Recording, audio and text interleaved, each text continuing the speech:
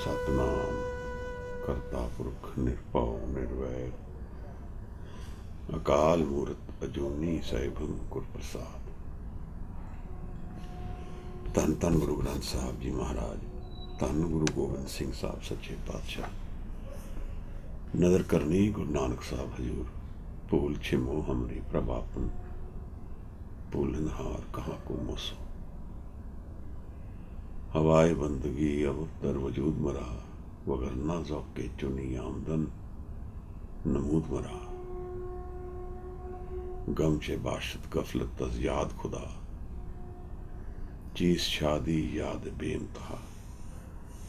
वाहिगुरु जी का खालसा, वाहिगुरु जी की फतेह।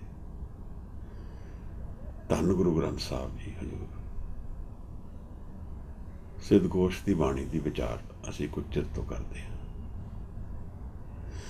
इस बाणी दे विच साहिब ने अध्यात्म के डूंघे भेद खोले हैं।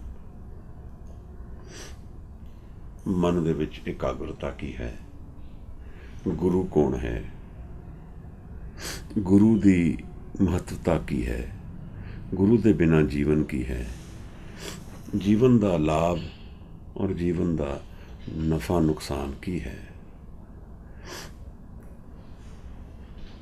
किहड़े लक्षण ने गुरु दे, किहदे भाग वड्डे ने। नाम दी की महत्वता है, नाम और सिद्धगोश का की वास्ता है, और कौन सक्सैसफुल है जीवन में। सक्सैस किनू कहा जाता है। इहो जे अनेक ही क्वेश्चनस और अध्यात्म के डूंघे विचार, जिहदे विच मन और स्पिरिचुअलिटी के अनेक ही प्रश्न विचारे जा रहे हैं। सिद्धगोश की बाणी असी पहला सांझी की है। 4 स्थानों ते वार्तालाप जरिए प्रगट हुई है। साहिब ने इनू अपने जीवन के अखीरले साल विच प्रगट किया है। रीठा साहब, नानक मता, सुमेर पर्वत और अचल बटाले आखिरी शिवरात के मेले विच डिस्कोर्स होया है। फरवरी और मार्च के महीने विच ज्ञानी दसते हैं। एक जन जो जानता है,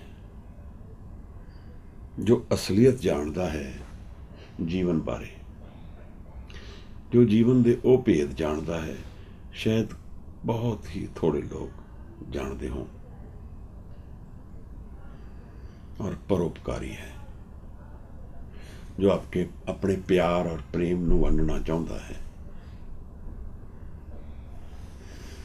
तो वो निकलता है। जीवन विच गुरु साहब निकले हैं उस वस्तु के परोपकार वास्ते, जिस वस्तु नूं दुनिया लभदी है, जिहदे लई व्याकुल है, परेशान है। बिन गुर परमे आवे जाए, बिन गुर काल न पवे थाए।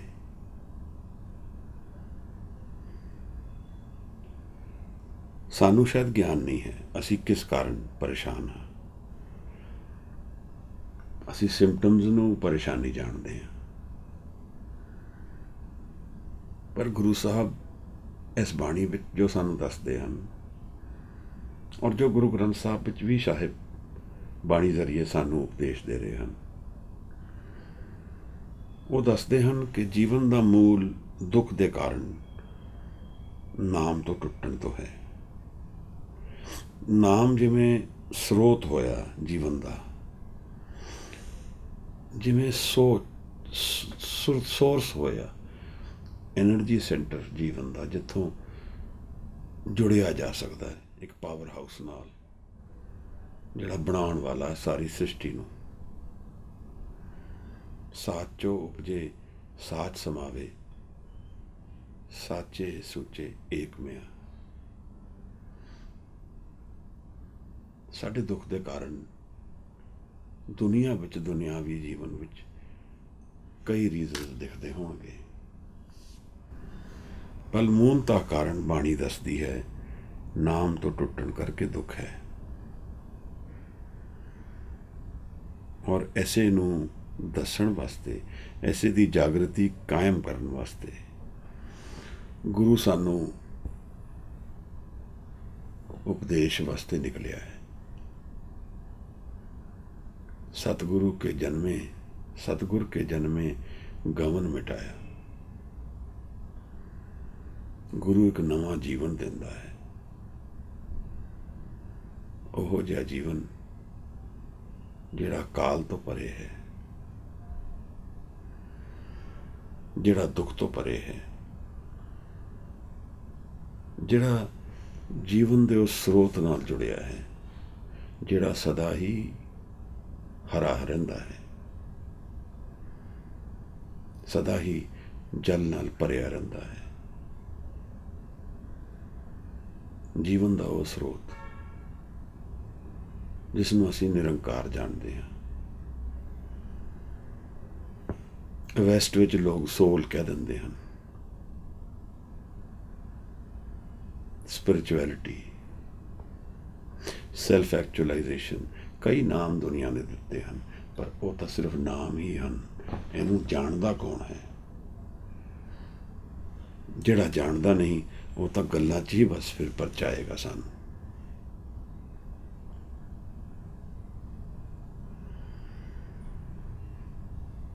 ਗੁਰੂ ਨੂੰ ਯੋਗੀ ਵੀ ਪੁੱਛਦੇ ਹਨ, ਕਿਤ ਪਿਤ ਪੁਰਖਾ ਜਨਮ ਬਟਾਇਆ, ਕਾਹੇ ਕੋ ਤੁਝ ਇਹ ਮਨ ਲਾਇਆ। ਇਸ ਮਨ ਨੂੰ ਕਿਵੇਂ ਸਮਝਾਵਾਂਗੇ? ਅਸੀਂ ਵੀ ਤਾਂ ਇਸੇ ਮਨ ਤੋਂ ਪਰੇਸ਼ਾਨ ਹਾਂ। ਇਹ ਪ੍ਰਸ਼ਨ ਮਨ ਦੀ ਤਹਿ ਤੇ ਵਰਤ ਰਹੇ ਹਨ ਔਰ ਜੀਵਨ ਦੀ ਰੈਲੇਵੈਂਸ ਟਟੋਲ ਰਹੇ ਹਨ, ਸੋਲਿਊਸ਼ਨਸ ਟਟੋਲ ਰਹੇ ਹਨ ਜੀਵਨ ਦੇ। ਗੁਰੂ ਆਪ ਆਪਣੀ ਬਚਨ ਨਾਲ ਕਹਿ ਰਹੇ ਹਨ, ਗੁਰਮੁਖ ਖੋਜਤ ਪਏ ਉਦਾਸੀ। ਮੈਂ ਬਾਹਰ ਨਿਕਲਿਆ ਹਾਂ ਘਰ ਤੋਂ, ਗੁਰਮੁਖ ਨੂੰ ਖੋਜਦਾ ਹਾਂ। ਜੋ ਸੱਚ ਨੂੰ ਖੋਜਦਾ ਹੈ, ਮੈਂ ਉਸ ਨੂੰ ਖੋਜਣ ਨਿਕਲਿਆ ਹਾਂ, ਕਿਉਂਕਿ ਸੱਚ ਨੂੰ ਖੋਜਣ ਵਾਲੇ ਕੋਲ ਉਹਦਾ ਦੇਣ ਵਾਲਾ ਕੋਈ ਨਹੀਂ ਹੈ, ਕੇਵਲ ਗੁਰੂ ਹੈ। ਉਸ ਸੱਚ ਵਸਤੂ ਨੂੰ ਸਿਰਫ ਗੁਰੂ ਹੀ ਦੇ ਸਕਦਾ ਹੈ। ਸਾਚ ਵਖਰ ਕੇ ਹਮ ਬਣ ਜਾ ਰਹੇ,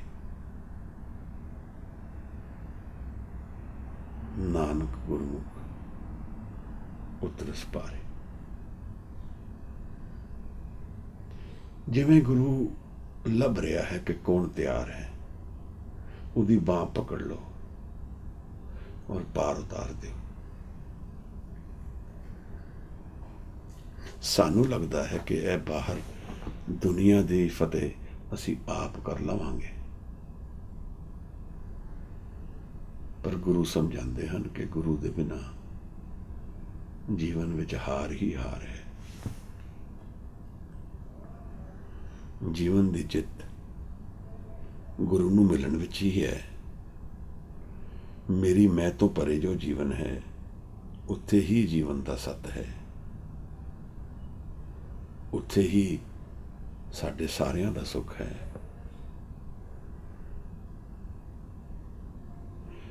ਮਨੁੱਖ ਦੀ ਵੀ ਗੱਲ ਗੁਰੂ ਨੇ ਸਮਝਾਈ ਹੈ, और फिर गुरमुख की भी गल समझाई है।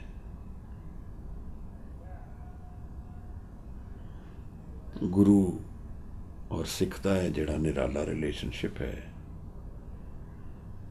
गुरु ने समझाया है कि यह शरीरक रूप भावें ना भी होए, पर गुरु के लक्षण गुरु ने समझाए हैं। गुरु कौन है? पूरे गुर ते नाम पाया जाए। इस नाम नूं असी आ जन्म लभदे रहंदे हां। ਇੱਕ ਇਹੋ ਜਿਹਾ ਸੋਰਸ ਜਿਹੜਾ ਸਾਨੂੰ ਕੰਪਲੀਟ ਕਰ ਦਿੰਦਾ ਹੈ, ਮਨ ਦੇ ਅਧੂਰੇਪਨ ਨੂੰ ਤਿਆਗ ਦਿੰਦਾ ਹੈ ਔਰ ਪੂਰਨਤਾ ਵਿੱਚ ਸਾਨੂੰ ਸਮਾ ਕੇ ਸਮਾਣ ਦੀ ਵਿਧੀ ਦੱਸਦਾ ਹੈ। ਨਾਮ ਜੀਵਨ ਦੇ ਰੋਗ ਦਾ ਹੱਲ ਹੈ ਔਰ ਨਾਮ ਨੂੰ ਅਸੀਂ ਜੀਵਨ ਵਿੱਚ ਜਿਤਨਾ ਅਭਿਆਸ ਦੇ ਜ਼ਰੀਏ ਉਤਾਰੀਏ, जितना ही आलिंगन करिए उतना घट है। ऐसे करके संगत है, ऐसे करके गुरु है। यह बाणी अपने आप ਵਿੱਚ बड़ी निराली है, क्योंकि ਇਹਦੇ ਵਿੱਚ गुरु ने अध्यात्म ਦੇ काफ़ी इशूज डिस्कस किए हैं, मन का स्ट्रक्चर डिस्कस किया है। यह भी डिस्कस किया है कि जीवन विच दरअसल सुख दुख की है, जीवन की हार और जित की है। सौखा नहीं है इस बाणी को समझना, क्योंकि साहिब ने बड़िया डायमेंशनस इहदे विच प्रगट कीतियां हन और वो डायमेंशनस सानू बिना अध्यात्म नू खोजे या बाणी नू ही खोजे समझ नहीं आ पाती। बिन गुर परमे आवे जाए, नानक गुर बिन काटे काट। इस तरह देखा जाए तो ਇਹ ਬਾਣੀ ਕਾਫੀ ਨਿਰਾਲੀ ਹੈ, ਕਿਉਂਕਿ ਇਹਦੇ ਵਿੱਚ ਜਿਹੜੇ ਪ੍ਰਸ਼ਨ ਨੇ ਉਹ ਨਿਰੋਲ ਸਪਿਰਿਚੁਅਲ ਕੁਐਸਚਨਸ ਨੇ ਔਰ ਸਾਡੇ ਸਾਰਿਆਂ ਦੇ ਪ੍ਰਸ਼ਨ ਹਨ।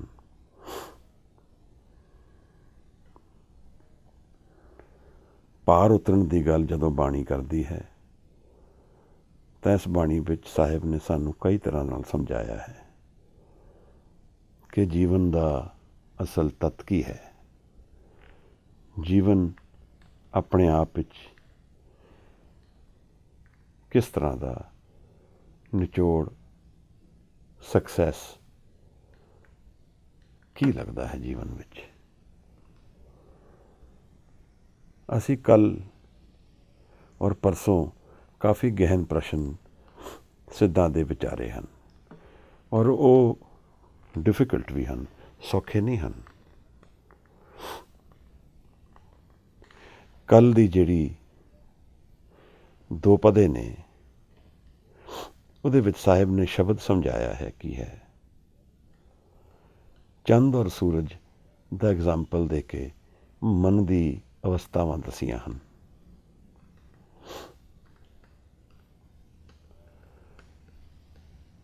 गुरु दा की रोल है जीवन विच।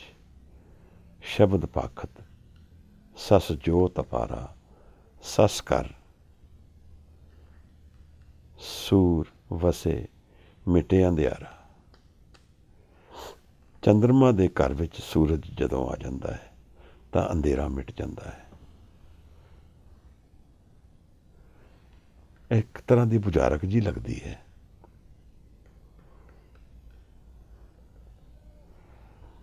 पर यह मन की अवस्था की गल चलती है। मन की की अवस्था है, मन दे विच की चल रहा है। मन स्थिर मन और चेंजिंग माइंड अज की दुनिया विच भी इस मन की गल धार्मिक लोग जिहड़े विचारवान हैं करते चलते हैं।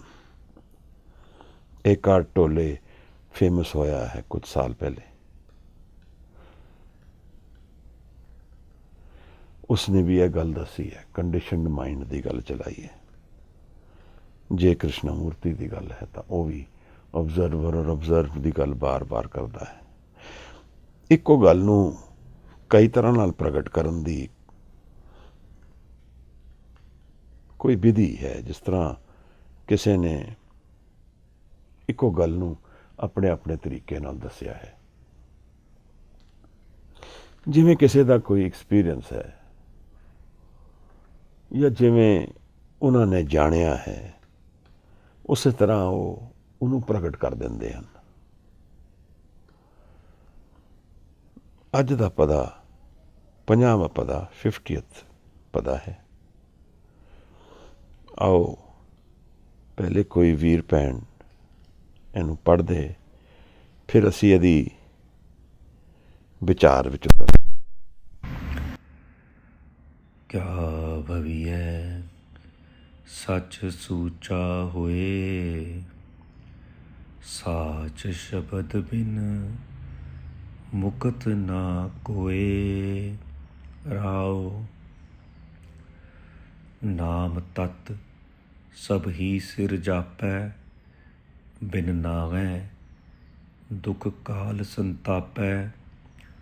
ਤਤੋ ਤਤ ਮਿਲੈ ਮਨ ਮਾਨੈ, ਦੂਜਾ ਜਾਏ ਇਕਤ ਘਰ ਆਨੈ। ਬੋਲੇ ਪਵਨਾ ਗਗਨ ਗਰਜੈ, ਨਾਨਕ ਨੈਚਲ ਮਿਣਨ ਸਹਿਜੈ। ਵਾਹਿਗੁਰੂ ਜੀ। ਵਾਹਿਗੁਰੂ ਜੀ, ਧੰਨਵਾਦ। ਦੁਨੀਆ ਵਿੱਚ ਕਈ ਤਰ੍ਹਾਂ ਦੇ ਮਤ ਹਨ, ਵਿਚਾਰ ਕਈ ਤਰ੍ਹਾਂ ਦੀਆਂ ਚੱਲਦੀਆਂ ਹਨ। ਆਪਣੇ ਆਪਣੇ ਤਰੀਕੇ ਨਾਲ ਹਰ ਜਣਾ ਅਧਿਆਤਮ ਦੀ ਗੱਲ ਨੂੰ ਵੀ ਕਰਦਾ ਚੱਲਦਾ ਹੈ। ਅੱਜ ਕੱਲ੍ਹ ਕੁਝ ਯੋਗਿਕ ਐਕਸਰਸਾਈਜ਼ਸ ਹੋ ਗਈਆਂ ਹਨ ਚਾਲੂ, ਜਿਹਦੇ 'ਚ ਪ੍ਰਚਲਿਤ ਮੈਥਡਸ ਹਨ। ਕੁਝ ਲੋਕਾਂ ਨੇ ਆਪਣੇ ਆਪਣੇ ਤਰੀਕੇ ਨਾਲ ਅਧਿਆਤਮ ਦਾ ਰਾਹ ਖੋਜਣ ਦਾ ਯਤਨ ਕੀਤਾ ਹੈ। ਇਹ ਬਹੁਤ ਕਨਫਿਊਜ਼ਿੰਗ ਹੋ ਜਾਂਦਾ ਹੈ ਸਾਰਾ, ਜਿਵੇਂ ਇੱਕ ਓਸ਼ਨ ਆਫ ਥਾਟ ਚੱਲਦੀ ਹੈ, ਜਿਹਦੇ ਵਿੱਚ ਹਰ ਜਾਣਾ ਕਹਿ ਰਿਹਾ ਮੈਂ ਜਾਣਦਾ ਹਾਂ ਔਰ ਮੇਰੇ ਜਾਣਨ ਦੀ ਇਹ ਤਰੀਕਾ ਹੈ, ਇਹੀ ਠੀਕ ਹੈ। ਜੇ ਇਸ ਤਰ੍ਹਾਂ ਕਰੋਗੇ ਤਾਂ ਤੁਸੀਂ ਪਾ ਲਓਗੇ। ਔਰ ਅਧਿਆਤਮ ਵਰਗਾ ਗ੍ਰੇ ਏਰੀਆ ਤਾਂ ਸ਼ਾਇਦ ਕੋਈ ਹੈ ਹੀ ਨਹੀਂ। ਸਪਿਰਿਚੁਅਲਿਟੀ ਨੂੰ ਡਿਫਾਈਨ ਕਰਨ ਨਿਕਲਾਂਗੇ ਤੇ ਉਹ ਸਪਿਰਿਟ ਉਹਦੀ ਗੁੰਮ ਹੋ ਜਾਏਗੀ। ਹਜ਼ੂਰ ਨੇ ਇੱਕ ਸ਼ਬਦ ਵਰਤਿਆ ਹੈ ਅਵਗਤੋ, ਜਿਹੜਾ ਅਨਡਿਫਾਈਨਡ ਹੈ, ਬਿਯੋਂਡ ਤੋਂ ਆ ਰਿਹਾ ਹੈ। ਅਸੀਂ ਇਹ ਸੋਚਦੇ ਹਾਂ ਕਿ ਕੀ ਇਹ ਬਾਹਰਲੇ ਜਿਹੜੇ ਮਤ ਹਨ ਇਹਨਾਂ ਕੋਲ ਕੁਝ ਹੈ ਕਿ ਨਹੀਂ ਹੈ, ਕਿ ਸਾਡੇ ਕੋਲ ਹੈ। ਇਸ ਕਨਫਿਊਜ਼ਨ ਨੂੰ ਇਸ ਪਦੇ ਵਿੱਚ ਗੁਰੂ ਨਾਨਕ ਸਾਹਿਬ ਨੇ ਸੈਟਲ ਕਰ ਦਿੱਤਾ ਹੈ। ਉਹਨੂੰ ਜਿਵੇਂ ਬੰਦ ਲਾ ਦਿੱਤਾ ਹੈ ਥਾਟ ਨੂੰ। ਗੁਰੂ ਨਾਨਕ ਨੇ ਇੱਕ ਨਦੀ ਦੀ ਗੱਲ ਕੀਤੀ ਹੈ ਜਿਹੜੀ ਸਾਰੀ ਨਦੀਆਂ ਤੋਂ ਉੱਪਰ ਚੱਲਦੀ ਹੈ। ਗੁਰੂ ਸਾਹਿਬ ਨੇ ਇੱਕ ਜੁੜਨ ਦੀ ਗੱਲ ਸਮਝਾਈ ਹੈ, ਜਿਹਦੇ ਵਿੱਚ ਚਾਹੇ ਦੂਸਰੇ ਮੈਥਡ ਚੰਗੇ ਹੋਣ ਜਾਂ ਨਾ ਹੋਣ, ਉਸ ਦੇ ਬਿਨਾਂ ਅਧਿਆਤਮ ਵਿੱਚ ਕੁਝ ਵੀ ਨਹੀਂ ਪਾਇਆ ਜਾ ਸਕਦਾ ਹੈ। ਜ਼ਰੂਰ ਹੋਣਗੇ ਮੈਥਡਸ, ਜ਼ਰੂਰ ਸਕਸੈਸ ਵੀ ਉਹਦੇ ਵਿੱਚ ਹੋਏਗੀ, ਪਰ ਉਹਨਾਂ ਸਭ ਦੇ ਵਿੱਚ ਜੁੜਨਾ ਜ਼ਰੂਰੀ ਹੈ। ਮੈਂ ਸਵਾਸ ਚਲਾ ਕੇ ਜੁੜਦਾ ਹਾਂ, ਕਿ ਮੈਂ ਸ਼ਬਦ ਵਿੱਚ ਧਿਆਨ ਵਿੱਚ ਬੈਠ ਕੇ ਜੁੜਦਾ ਹਾਂ, ਕਿ ਮੈਂ ਨਾਮ ਦੇ ਰਸ ਵਿੱਚ ਲੀਨ ਹੋ ਕੇ ਜੁੜਦਾ ਹਾਂ। ਜੁੜਨ ਦੀ ਕੁਆਲਿਟੀ ਸੇਮ ਹੈ, ਮੈਥਡ ਅਲੱਗ-ਅਲੱਗ ਹੋ ਸਕਦੇ ਹਨ। ਪਿਛਲੇ 2 ਪਦਾਂ ਤੋਂ ਗੁਰੂ ਸਾਹਿਬ ਨੇ ਪਵਨ ਦੀ ਗੱਲ ਚਲਾਈ ਸੀ, ਸਵਾਸ। ਸਾਡੇ ਮਤ ਵਿੱਚ ਵੀ ਬਹੁਤ ਇਹਦੇ ਬਾਰੇ ਬਹਿਸ ਹੈ ਕਿ ਪ੍ਰਾਣਾਯਾਮ ਦਾ ਕੁਝ ਅਧਿਆਤਮਿਕ ਇਫੈਕਟ ਹੈ ਕਿ ਨਹੀਂ ਹੈ। ਮੈਨੂੰ ਇੱਕ ਪਰਸਨਲ ਜੋ ਰਿਸਰਚ ਚੋਂ ਪਤਾ ਲੱਗਦਾ ਹੈ, ਐਕਸਪੀਰੀਅੰਸ ਤਾਂ ਮੇਰੇ ਕੋਲ ਹੈ ਨਹੀਂ, ਕਿ ਜਿਸ ਅਵਸਥਾ ਨੂੰ ਸਾਹਿਬ ਨੇ ਸੁੰਨ ਸਮਾਧ ਕਿਹਾ ਹੈ, ਸਮਾਧੀ ਸਮਝ ਲਓ ਕਿਹਾ ਹੈ, ਉਹ ਇਵੇਂ ਜਾਪਦਾ ਹੈ ਜਿਵੇਂ 3 ਸ਼ਕਤੀਆਂ ਦਾ ਮਿਲਨ ਹੈ। ਔਰ ਇਹਨਾਂ ਤੱਕ 3 ਸ਼ਕਤੀਆਂ ਦੀ ਗੱਲ ਗੁਰੂ ਸਾਹਿਬ ਨੇ ਉਸ ਪਦੇ ਵਿੱਚ ਵੀ ਕੀਤੀ ਹੈ। ਪਵਨ ਆਰੰਭ ਸਤਿਗੁਰ ਮਤ ਵੇਲਾ, ਸ਼ਬਦ ਗੁਰੂ ਸੁਰਤ ਧੁਨ ਚੇਲਾ। ਸ਼ਬਦ, ਸੁਰਤ ਔਰ ਪਵਨ, ਮੇਰਾ ਖਿਆਲ ਕੁਝ ਪਦਾਂ ਪਹਿਲੇ ਸ਼ਾਇਦ ਜਪਜੀ ਸਾਹਿਬ ਵਿੱਚ ਮੈਂ ਗੱਲ ਸ਼ੇਅਰ ਜ਼ਰੂਰ ਕੀਤੀ ਸੀ ਕਿ ਸਵਾਸ ਸੁਰਤ ਔਰ ਸ਼ਬਦ ਦਾ ਮਿਲਣ ਸਮਾਧੀ ਹੈ। ਜਦੋਂ ਥਾਟ ਨਹੀਂ ਹੈ ਔਰ ਫੋਕਸਡ ਮਨ ਸ਼ਬਦ ਵਿੱਚ ਲੀਨ ਹੋ ਗਿਆ ਹੈ, ਜਦੋਂ ਸਵਾਸ ਉਹਦੇ ਵਿੱਚ ਮਿਲ ਜਾਂਦੇ ਹਨ, ਫਿਰ ਇੱਕ ਇਹੋ ਜਿਹੀ ਅਵਸਥਾ ਉੱਠਦੀ ਹੈ ਜਿੱਥੇ ਸਰੀਰ ਤੋਂ ਵੀ ਪਰੇ ਜੀਵਨ ਚਲਾ ਜਾਂਦਾ ਹੈ। ਸਰੀਰ ਨੂੰ ਪ੍ਰਾਣ ਚਲਾ ਰਿਹਾ ਹੈ, ਸਵਾਸ ਚਲਾ ਰਿਹਾ ਹੈ।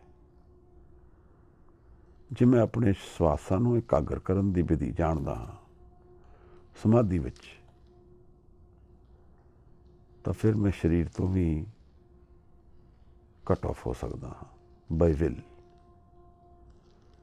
ਸੰਤ ਅਤਰ ਸਿੰਘ ਜੀ ਦੀ ਜੀਵਨ ਤੋਂ ਇਹ ਕਹਾਣੀ ਸਾਨੂੰ ਐਜ਼ ਐਨ ਐਗਜ਼ਾਮਪਲ ਮਿਲਦੀ ਵੀ ਹੈ। ਜਦੋਂ ਉਹਨਾਂ ਨੇ ਆਪਰੇਸ਼ਨ ਦੇ ਵੇਲੇ ਆਪਣੇ ਆਪ ਹੀ ਆਗਿਆ ਦੇ ਦਿੱਤੀ, ਕਲੋਰੋਫੋਮ ਜਾਂ ਹੋਰ ਕੋਈ ਸੈਡੇਟਿਵ ਨਹੀਂ ਵਰਤਿਆ, ਐਨਸਥੀਸੀਆ ਨਹੀਂ ਵਰਤਿਆ, ਬਸ ਤਿਆਗ ਗਏ। ਇਹ ਬੜੀ ਉੱਚੀ ਅਵਸਥਾ ਹੈ ਔਰ ਇਹ ਅਸਲ ਵਿੱਚ ਦੱਸਦੀ ਹੈ ਕਿ ਜਿਹੜਾ ਇਹ ਜਨ ਹੈ ਉਹ ਮਾਸਟਰ ਹੈ ਆਪਣੀ ਡੈਸਟਨੀ ਦਾ। ਜਦੋਂ ਜੀ ਕਰੇ ਸਰੀਰ ਤੋਂ ਟੁੱਟ ਸਕਦਾ ਹੈ। ਉਹਦਾ ਜੀਵਨ ਫਿਜ਼ੀਕਲ ਸਰੀਰ 'ਤੇ ਆਧਾਰਿਤ ਨਹੀਂ ਹੈ। ਸਿੱਖਾਂ ਦੇ ਜੀਵਨ ਤੋਂ ਵੀ ਕਈ ਇਹੋ ਜਿਹੇ ਐਗਜ਼ਾਮਪਲਸ ਹਨ, ਪਰ ਅੱਜ ਅੱਗੇ ਉਹਨਾਂ ਨੂੰ ਵਿਚਾਰਾਂਗੇ ਤੇ ਕਿਧਰੇ ਹੋਰ ਚਲੇ ਜਾਵਾਂਗੇ। ਅੱਜ ਦੇ ਪਦੇ ਵਿੱਚ ਗੁਰੂ ਸਾਹਿਬ ਨੇ ਜਿਹੜੀ ਗੱਲ ਬਿਲਕੁਲ ਮੁੱਢ 'ਤੇ ਕਰ ਦਿੱਤੀ ਹੈ ਉਹ ਸਿਰੇ ਦੀ ਗੱਲ ਹੈ। ਸਿਰੇ ਤੋਂ ਮਤਲਬ ਹੈ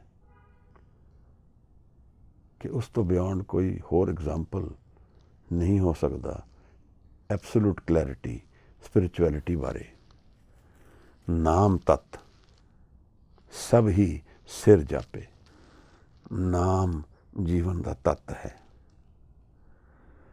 ਜੀਵਨ ਦਾ ਸੋਰਸ ਹੈ। ਨਾਮ ਤਤ ਸਭ ਹੀ ਸਿਰ ਜਾਪੇ।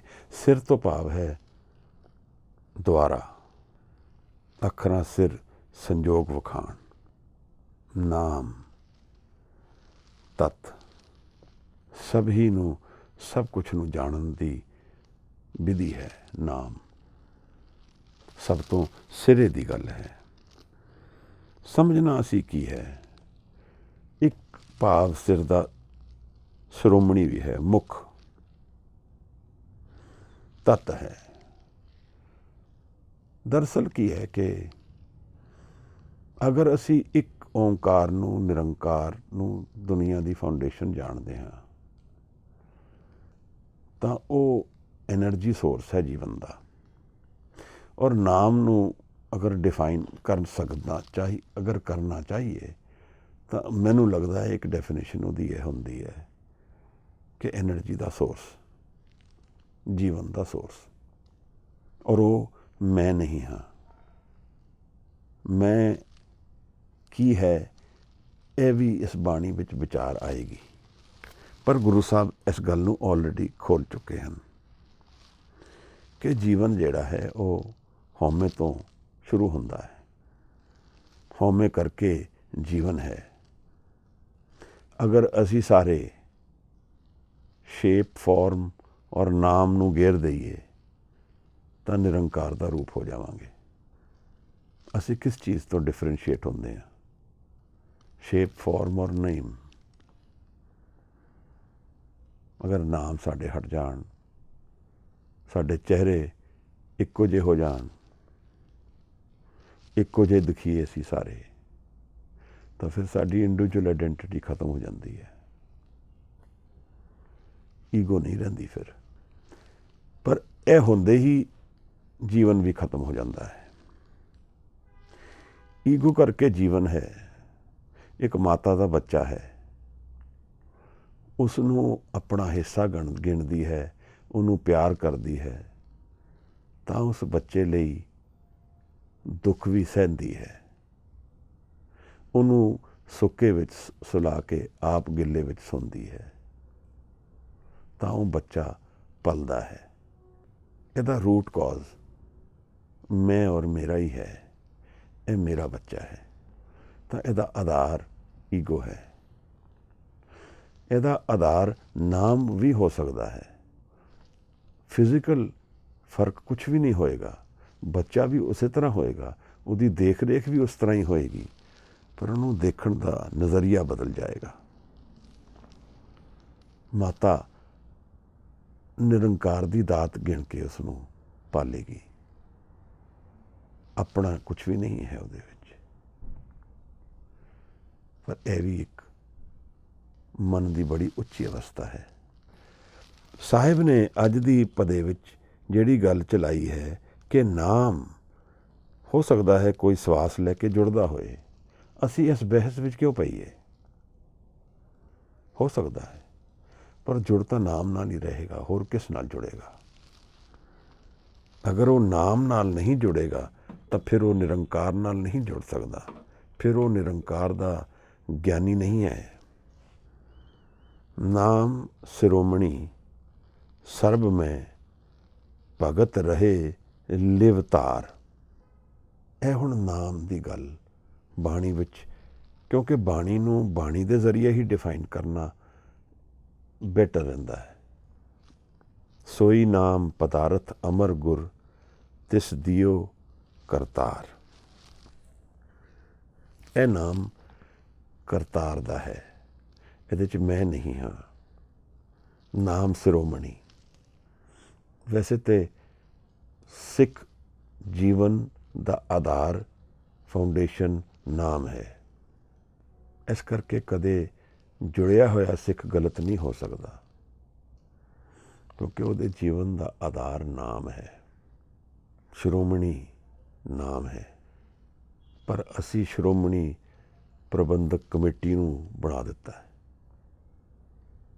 ਥੋੜ੍ਹਾ ਜਿਹਾ ਭੇਦ ਆ ਗਿਆ। ਵਸਤੂ ਤਾਂ ਉਹੀ ਹੈ। ਦਰਬਾਰ ਸਾਹਿਬ ਵੀ ਉਸੇ ਤਰ੍ਹਾਂ ਹੀ ਹੈ। ਉਹਨੂੰ ਦੇਖਣ ਦਾ ਨਜ਼ਰੀਆ ਬਦਲ ਗਿਆ। ਇੱਕ ਨਾਮ ਦੇ ਵਿੱਚ, ਨਾਮ ਦੇ ਰਸ ਵਿੱਚ ਭਿੱਜੀ ਹੋਈ ਅਵਸਥਾ ਹੈ, ਔਰ ਇੱਕ ਵਿੱਚ ਆਈਡੈਂਟੀਟੀ ਕ੍ਰਾਈਸਿਸ ਹੈ। ਗੁਰੂ ਨੇ ਸਮਝਾਇਆ ਹੈ ਕਿ ਸਭ ਰਸਤੇ ਭਾਵੇਂ ਜੋ ਵੀ ਹੋਣਗੇ, ਨਿਰੰਕਾਰ ਨੂੰ ਮਿਲੇਗਾ ਤੇ ਨਾਮ ਜ਼ਰੀਏ ਹੀ ਮਿਲੇਗਾ, ਹੋਰ ਕੋਈ ਤਰੀਕਾ ਨਹੀਂ ਹੈ। ਅਸੀਂ ਇਸ ਨੂੰ ਜਿਸ ਤਰ੍ਹਾਂ ਮਰਜ਼ੀ ਸਮਝੀਏ, ਕੋਈ ਕਿਸੇ ਵੀ ਵਿਧੀ ਤੋਂ ਪਹੁੰਚਦਾ ਹੋਏ, ਪਰ ਉਹ ਨਾਮ ਵਿੱਚ ਹੀ ਪਹੁੰਚੇਗਾ। ਤਾਂ ਗੁਰੂ ਆਪਣੀ ਪਹਿਲੀ ਪੰਕਤੀ ਵਿੱਚ ਕਹਿ ਰਹੇ ਹਨ, ਨਾਮ ਤਤ ਹੈ ਜੀਵਨ ਦਾ। ਇਹ ਫਾਊਂਡੇਸ਼ਨ ਹੈ ਲਾਈਫ ਦੀ।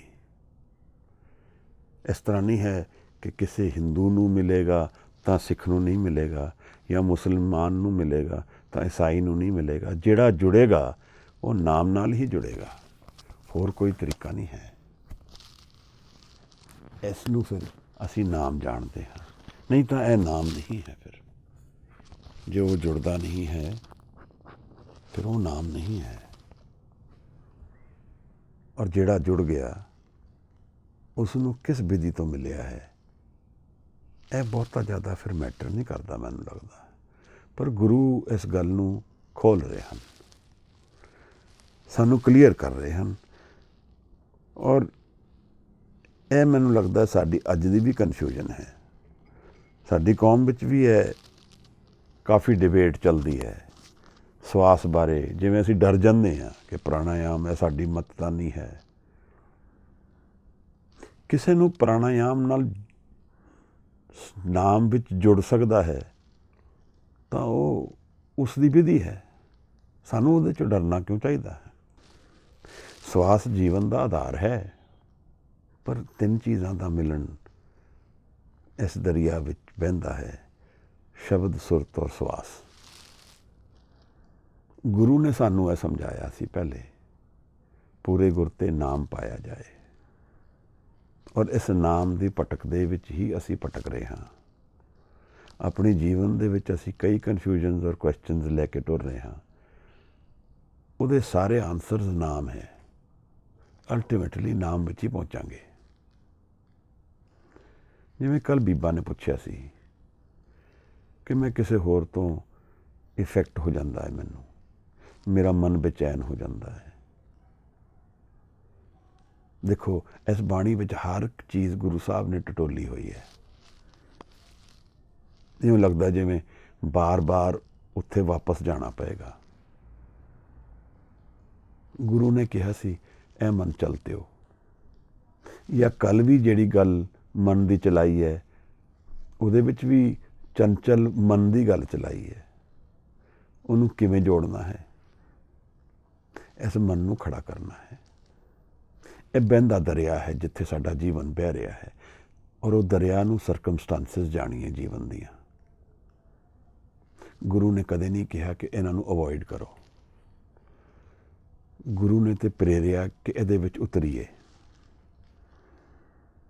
ਪਰ ਇਹਦੇ ਪਾਰ ਜਾਣ ਦੀ ਗੱਲ ਹਰ ਵਾਰ ਕਰਦੇ ਚੱਲਦੇ ਹਨ। ਇੱਥੇ ਰੁਕਣਾ ਨਹੀਂ ਹੈ। ਜੀਵਨ ਦੇ ਐਕਸਪੀਰੀਅੰਸਿਸ, ਸੁੱਖ ਔਰ ਦੁੱਖ ਇੱਕ ਜਗ੍ਹਾ ਤੇ ਹਨ। ਸਾਨੂੰ ਉੱਥੇ ਰੁਕਣਾ ਨਹੀਂ ਬਣਦਾ। ਸਾਨੂੰ ਕਿੱਥੇ ਰੁਕਣਾ ਹੈ? ਕੱਲ੍ਹ ਦੇ ਪਦੇ ਵਿੱਚ ਗੁਰੂ ਮਹਾਰਾਜ ਨੇ ਇੱਕ ਬੜੀ ਨਿਰਾਲੀ ਗੱਲ ਚਲਾਈ ਸੀ। ਉਹਦੇ ਵਿੱਚ ਮਹਾਰਾਜ ਨੇ ਕਿਹਾ, ਸੁੱਖ ਦੁੱਖ ਸਮ ਕਰ ਨਾਮ ਆਧਾਰਾ। ਦੇਖੋ, ਇਹ ਗਾਈਡੈਂਸ ਹੈ ਜੀਵਨ ਦੀ।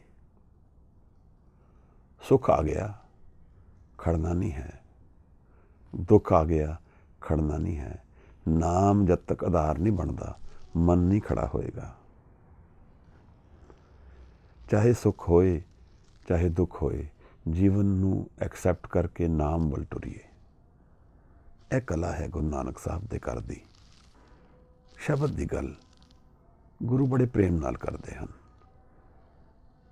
ਇਸ ਸ਼ਬਦ ਨੂੰ ਅਸੀਂ ਜਾਣਿਆ ਨਹੀਂ ਹੈ, ਇਹਨੂੰ ਚੂਕ ਜਾਂਦੇ ਹਾਂ ਅਸੀਂ।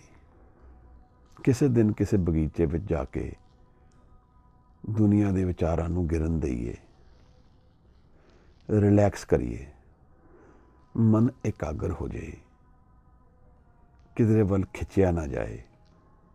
ਫਿਰ ਉਸ ਮਨ ਵਿੱਚ ਇੱਕ ਓਮਕਾਰ ਦੀ ਧੁਨੀ ਉਤਰੇ, ਸ਼ਾਇਦ ਨਸ਼ਾ ਕੁਝ ਹੋਰ ਆਏਗਾ। ਤਾਂ ਹੁਣ ਇਹ ਬਹਿਸ ਵੀ ਅਸੀਂ ਕਰ ਸਕਦੇ ਹਾਂ ਕਿ ਬਗੀਚੇ ਵਿੱਚ ਜਾ ਕੇ ਆਰਾਮ ਕਰਨਾ ਸਾਡੇ ਮਤ ਦਾ ਹਿੱਸਾ ਨਹੀਂ ਹੈ। ਪਰ ਅਗਰ ਕਿਸੇ ਨੂੰ ਬਗੀਚੇ ਵਿੱਚ ਜਾ ਕੇ ਨਾਮ ਅਭਿਆਸ ਸੌਖਾ ਹੁੰਦਾ ਹੈ, ਤਾਂ ਅਸੀਂ ਉਹਨੂੰ ਕਿਉਂ ਬਹਿਸ ਦਾ ਹਿੱਸਾ ਬਣਾਉਂਦੇ ਹਾਂ? ਮੈਨੂੰ ਲੱਗਦਾ ਅਸੀਂ ਰਸਤੇ ਵਿੱਚ ਰੁਕ ਕੇ ਬਹਿਸ ਕਰਨ ਲੱਗ ਪਏ, ਰਾਹ ਹੀ ਭੁੱਲ ਗਏ। ਰਸਤਾ ਤਾਂ ਸਾਡਾ ਨਾਮ ਵੱਲ ਜਾ ਰਿਹਾ ਹੈ। ਕਸੌਟੀ ਤਾਂ ਨਾਮ ਹੈ, ਟੱਚਸਟੋਨ ਤਾਂ ਨਾਮ ਹੈ। ਅਗਰ ਕੋਈ ਅੱਗ ਹੈ ਜਿਹਦੇ ਵਿੱਚ ਸੱਚ ਔਰ ਝੂਠ ਫਰਕ ਹੋ ਜਾਏਗਾ, ਤਾਂ ਉਹ ਨਾਮ ਦੀ ਤਪ ਹੈ। ਅਸੀਂ ਇਸ ਬਹਿਸ ਨੂੰ ਆਪਣੇ ਜੀਵਨ ਤੋਂ ਕਨਫਿਊਜ਼ ਕਰਕੇ ਨਾਮ ਤੋਂ ਹੀ ਦੂਰ ਚਲੇ ਜਾ ਰਹੇ हैं लगता है। और यह गल बिल्कुल ठीक है कि असी जीवन ਵਿੱਚ कई बार रिलैक्स कर कर नाम ਵਿੱਚ उतरते हैं। ए मन चलते हो, जब मन ठहरेगा नहीं तो नाम ਵਿੱਚ किवें उतरेगा। महाराज ने अज सानू समझाया है कि नाम तत्त है जीवन का, नाम तत्त सभी सिर जापे। सब कुछ तो उत्तम श्रोमणी इस नाम का अभ्यास है, इस नाम का जाप है, इस नाम विच लीन होना है। तो यह बहस साडे जीवन का हिस्सा नहीं होनी चाहिए कि कोई कहे मैं श्वास के जरिए जुड़दा हाँ या नहीं जुड़दा हाँ श्वास जरिए। मैनूं लगता है इशू नाम है। गुरु ने इस पदे विच होर भी एक गल चलाई है जिहड़ी मैं पढ़ के भी थोड़ा हैरान होया। पर पंजवीं पंक्ति विच साहिब कह रहे हैं, बोले पवना गगन गरजे। इत्थे पवना का भाव श्वास ही बनता है। बोले पवना गगन गरजे, गगन तो भाव बाणी विच दसम द्वार की गल गगन ते चलती है। दसवां द्वार ਇੱਥੇ ਹੁਣ ਦੋ ਸ਼ਕਤੀਆਂ ਦੀ ਗੱਲ ਸਾਹਮਣੇ ਆ ਗਈ ਹੈ, ਪਵਨ ਔਰ ਗਗਨ। 10ਵੇਂ ਦੁਆਰ ਵਿੱਚ ਬੋਲੇ ਪਵਨਾ, ਜਦੋਂ ਸਵਾਸ ਇਕਾਗਰ ਹੋ ਗਿਆ ਹੈ, ਕਿਸ ਵਿਧੀ ਨਾਲ ਹੋਇਆ ਮੈਨੂੰ ਨਹੀਂ ਲੱਗਦਾ ਉਹ ਜ਼ਰੂਰੀ ਹੈ, ਪਰ ਨਾਮ ਨਾਲ ਜੁੜਨ ਕਰਕੇ ਇਕਾਗਰਤਾ ਆ ਗਈ। ਗਗਨ ਗਰਜੇ, ਗਗਨ ਦੇ ਵਿੱਚ ਗਰਜੇ, ਗਰਜੇ ਤੋਂ ਭਾਵ ਸ਼ਕਤੀ, ਇਕਾਗਰਤਾ, ਇੰਟੈਂਸਿਟੀ। ਗਗਨ ਦੀ ਗੱਲ ਤਾਂ ਬਾਣੀ ਵਿੱਚ ਕਈ ਵਾਰ ਕਈ ਤਰ੍ਹਾਂ ਸਾਡੇ ਸਾਹਮਣੇ ਆਈ ਹੈ। ਅਸਮਾਨ, ਗਗਨ, ਇਹਨਾਂ ਤੋਂ ਭਾਵ ਬਾਣੀ ਦਾ 10ਵਾਂ ਦੁਆਰ ਹੀ ਹੈ। ਔਰ ਇੱਥੇ ਸਾਹਿਬ ਗਗਨ ਦੀ ਗੱਲ 5ਵੀਂ ਪੰਕਤੀ ਵਿੱਚ ਛੇੜ ਰਹੇ ਹਨ। ਪਰ ਅੱਜ ਜਿਵੇਂ ਪਿਛਲੀ 2 ਪੰਕਤੀਆਂ ਦੀ ਵਿਚਾਰ ਤੋਂ ਇੱਕ ਕਨਕਲੂਜਨ ਡਰਾ ਕਰ ਰਹੇ ਹਨ ਜੀਵਨ ਬਾਰੇ, ਕਿ ਸਿੱਖ ਨੂੰ ਕੀ ਜਾਣਨਾ ਹੈ, ਮੇਰੇ ਜੀਵਨ ਦਾ ਸਿਨੋਪਸਿਸ ਕੀ ਹੈ, ਇੱਥੇ ਪ੍ਰੈਸਿਪਿਟੇਟ ਕਿਸ ਚੀਜ਼ ਨੇ ਕਰਨਾ ਹੈ ਮਨ ਨੂੰ, ਫੋਕਸ ਮੇਰੇ ਜੀਵਨ ਦਾ ਕਿੱਥੇ ਹੈ, ਮੇਰੇ ਜੀਵਨ ਦਾ ਆਧਾਰ ਕੀ ਹੈ, ਫਾਊਂਡੇਸ਼ਨ ਕੀ ਹੈ।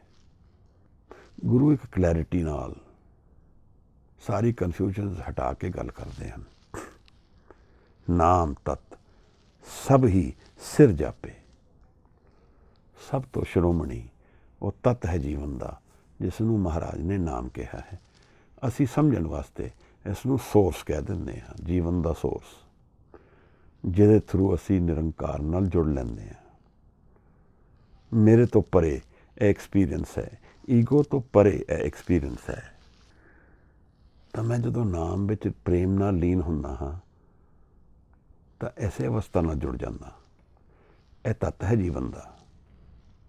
ਮੈਨੂੰ ਇਹ ਇਸ਼ੂ ਮੈਟਰ ਕਰਨਾ ਚਾਹੀਦਾ ਹੈ, ਇਹ ਮੈਨੂੰ ਨਹੀਂ ਮੈਟਰ ਕਰਨਾ ਚਾਹੀਦਾ ਕਿ ਕਿਸੇ ਹੋਰ ਨੂੰ ਉਹ ਸਵਾਸ ਤੋਂ ਮਿਲ ਰਿਹਾ ਹੈ ਜਾਂ ਕੋਈ ਹੋਰ ਕਿਸੇ ਹੋਰ ਵਿਧੀ ਨਾਲ ਜੁੜ ਰਿਹਾ ਹੈ। ਇਹ ਚੀਜ਼ ਮੈਨੂੰ ਨਹੀਂ ਲੱਗਦਾ ਮੈਟਰ ਆਫ ਡਿਬੇਟ ਹੋਣੀ ਚਾਹੀਦੀ ਹੈ। ਗੁਰੂ ਨੇ ਇੱਥੇ ਆਪਣੀ ਪੰਕਤੀ ਵਿੱਚ ਇਹਨੂੰ ਕਲੀਅਰ ਕਰ ਦਿੱਤਾ ਹੈ ਕਿ ਉੱਤਮ ਗੱਲ ਜੀਵਨ ਵਿੱਚ ਨਾਮ ਹੈ, ਔਰ ਨਾਮ ਦੇ ਜ਼ਰੀਏ ਹੀ ਅਸੀਂ ਜੱਜ ਕਰ ਪਾਵਾਂਗੇ ਕਿ ਅਸੀਂ ਜੀਵਨ ਦਾ ਤੱਤ ਜਾਣਿਆ ਹੈ।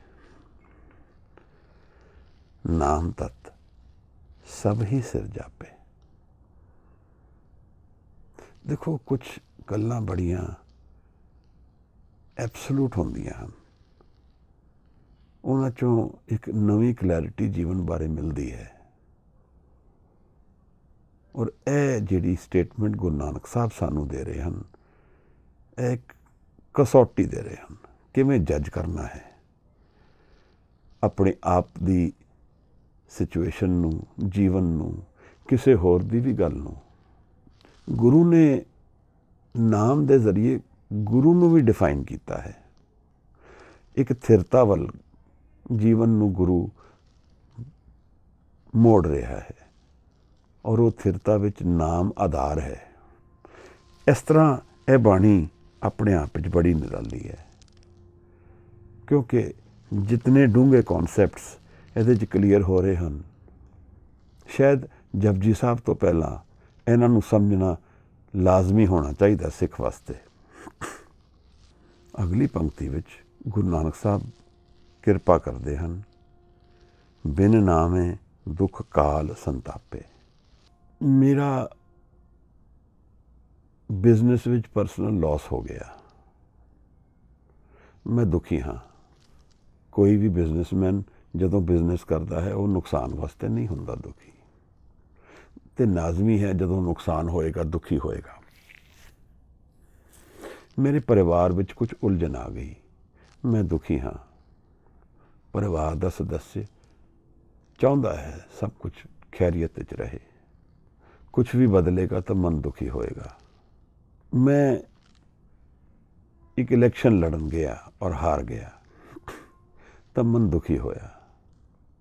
ਅਸੀਂ ਕੋਈ ਵੀ ਕਾਰਜ ਕਰਦੇ ਹਾਂ ਹਾਰਨ ਵਾਸਤੇ ਨਹੀਂ ਕਰਦੇ ਹਾਂ, ਇਸ ਕਰਕੇ ਮਨ ਦੁਖੀ ਹੋਏਗਾ। ਪਰ ਕੀ ਸਾਡਾ ਜੀਵਨ ਦਾ ਅਸਲ ਦੁੱਖ ਔਰ ਸੁੱਖ ਇਹਦੇ ਵਿੱਚ ਹੈ ਜੋ ਅਸੀਂ ਸੋਚ ਰਹੇ ਹਾਂ? ਕਿਸੇ ਵੀ ਪੜਾਅ ਵਿੱਚ ਹਮੇਸ਼ਾ ਲਈ ਸਾਨੂੰ ਜਿੱਤ ਨਹੀਂ ਹਾਸਲ ਹੋ ਸਕਦੀ, ਚਾਹੇ ਬਿਜ਼ਨਸ ਹੋਏ, ਚਾਹੇ ਸੁਸਾਇਟੀ ਹੋਏ, ਚਾਹੇ ਉਹ ਪਰਸਨਲ ਰਿਲੇਸ਼ਨਸ਼ਿਪਸ ਹੋਣ। ਇਹ ਸਭ ਇੱਕ ਉਤਾਰ ਚੜਾਵ ਦੀ ਖੇਡ ਹੈ। ਔਰ ਕਈ ਵਾਰ ਦੁੱਖ ਸਾਨੂੰ ਬਹੁਤ ਕੁਝ ਸਿਖਾ ਜਾਂਦਾ ਹੈ ਜੀਵਨ ਬਾਰੇ। ਪਰ ਮਹਾਰਾਜ ਸਾਨੂੰ ਇੱਕ ਬਹੁਤ ਪਤੇ ਦੀ ਗੱਲ ਹੋਰ ਦੱਸ ਰਹੇ ਹਨ, ਬਿਨ ਨਾਮੇ ਦੁੱਖ ਕਾਲ ਸੰਤਾਪੇ। ਦੋ ਗੱਲਾਂ ਕਲੀਅਰ ਹੋ ਰਹੀਆਂ ਹਨ ਇਸ ਪੰਕਤੀ ਵਿੱਚ ਕਿ ਇੱਕ ਦੁੱਖ ਜੋ ਸਿਰੇ ਦਾ ਦੁੱਖ ਹੈ ਜੀਵਨ ਦਾ, ਉਹ ਕਾਲ ਹੈ, ਡੈਥ। ਬਿਨ ਨਾਮੇ ਦੁੱਖ ਕਾਲ ਸੰਤਾਪੇ। ਕਾਲ ਸਾਡੇ ਨਾਲ ਨਾਲ ਟੁਰਦਾ ਹੈ। ਇਹ ਪਿਛਲੀ ਪੰਕਤੀ ਵਿੱਚ ਸਾਹਿਬ ਨੇ, ਪਿਛਲੀ ਪਦੇ ਵਿੱਚ ਸਾਹਿਬ ਨੇ ਉਹਦੀ ਗੱਲ ਚਲਾਈ ਹੈ। ਜਦੋਂ ਹਜੂਰ ਕਹਿ ਰਹੇ ਹਨ, ਕਮਨ ਮੁਖ ਕਾਲ ਜੋਹਤ ਨਿਤ ਰਹੇ। ਕਿਸ ਵਿਧੀ ਨਾਲ? ਕਾਲ ਜਿਹੜਾ ਸਾਡੇ ਨਾਲ ਹੀ ਟੁਰਦਾ ਹੈ, ਨਿਤ ਰਹਿੰਦਾ ਹੈ, ਉਹ ਕਿਵੇਂ ਫਤਿਹ ਹੋਏਗਾ? ਇਸ ਕਾਲ ਦੀ ਗੱਲ ਨੂੰ ਫਿਰ ਛੇੜ ਰਹੇ ਹਨ। ਬਿਨ ਨਾਵੇਂ ਦੁੱਖ ਕਾਲ ਸੰਤਾਪੇ। ਕਾਲ ਦਾ ਦੁੱਖ ਹੀ ਅਲਟੀਮੇਟ ਦੁੱਖ ਹੈ ਜੀਵਨ ਦਾ। ਜਦੋਂ ਜੋ ਕੁਛ ਵੀ ਮੈਂ ਜੀਵਨ ਬਾਰੇ ਜਾਣਦਾ ਹਾਂ, ਚਾਹੇ ਮੇਰਾ ਬਿਜ਼ਨਸ ਹੈ, ਚਾਹੇ ਮੇਰਾ ਪਰਿਵਾਰ ਹੈ, ਚਾਹੇ ਸੋਸ਼ਲ ਸਟੇਟਸ ਹੈ, ਸਭ ਕੁਛ ਹੀ ਮੇਰੇ ਤੋਂ ਲਿਆ ਜਾਏਗਾ, ਕੁਛ ਵੀ ਨਹੀਂ ਰਹਿਣਾ ਮੇਰੇ ਕੋਲ। ਤਾਂ ਇਹ ਅਲਟੀਮੇਟ ਦੁੱਖ ਜਿਹੜਾ ਹੈ ਜੀਵਨ ਦਾ ਇਹੀ ਹੈ। ਔਰ ਇਹ ਦੁੱਖ ਜਿਸ ਕਾਲ ਦੀ ਗੱਲ ਸਾਹਿਬ ਕਹਿ ਰਹੇ ਹਨ ਕਿ ਸਾਡੇ ਨਾਲ ਨਾਲ ਚੱਲਦਾ ਹੈ, ਨਿਤ ਰਹੇ, ਉਹਦੇ ਹੁਕਮ ਦੀ ਉਡੀਕ ਕਰਦਾ ਹੈ ਕਿ ਕਦੋਂ ਹੁਕਮ ਹੋਏ ਤੇ ਮੈਂ ਪਕੜ ਲਵਾਂ ਇਸ ਨੂੰ। ਮਹਾਰਾਜ ਕਹਿੰਦੇ ਨੇ ਕਿ ਉਹ ਇੱਕ ਦੁੱਖ ਹੈ ਜਿਹੜਾ ਸਾਰੇ ਜੀਵਨ ਵਿੱਚ ਹਰ ਜਗ੍ਹਾ ਵਿੱਚ ਸਾਨੂੰ ਮਿਲਦਾ ਰਹਿੰਦਾ ਹੈ। ਉਸੇ ਦੁੱਖ ਦਾ ਰਿਫਲੈਕਸ਼ਨ ਹੈ ਸਭ ਕੁਛ। ਮੇਰੇ ਬਿਜ਼ਨਸ ਵਿੱਚ ਲਾਸ ਹੋਇਆ ਤਾਂ ਇੱਕ ਤਰ੍ਹਾਂ ਦਾ ਆਈਡੈਂਟੀਟੀ ਲਾਸ ਹੋ ਗਿਆ।